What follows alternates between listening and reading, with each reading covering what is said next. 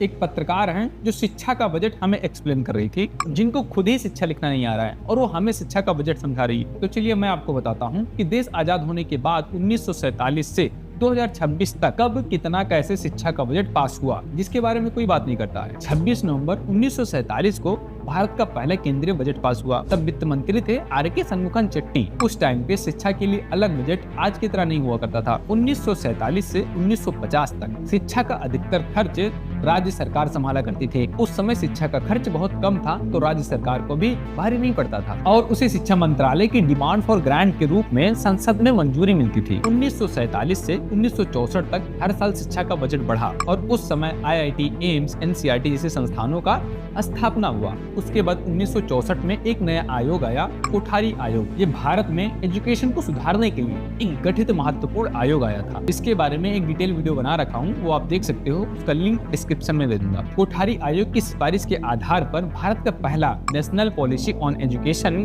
1968 बनाया गया और शिक्षा व्यवस्था की कई महत्वपूर्ण विशेषताएं इसी आयोग से इंस्पायर्ड हैं। इस आयोग का कहना था कि अगर भारत को विकसित बनाना है तो शिक्षा पर अधिक खर्चा करना होगा। सरकार को GDP का लगभग 6% शिक्षा पे खर्चा करना चाहिए, लेकिन ये आयोग सिर्फ आयोग ही बन के रह गया। कभी किसी सरकार ने 6% खर्चा ही नहीं किया। अगर 6% GDP का खर्चा हो जाए शिक्षा पे, तो शिक्षा का व्यवस्था बहुत ही अलग लेवल का हो जाएगा।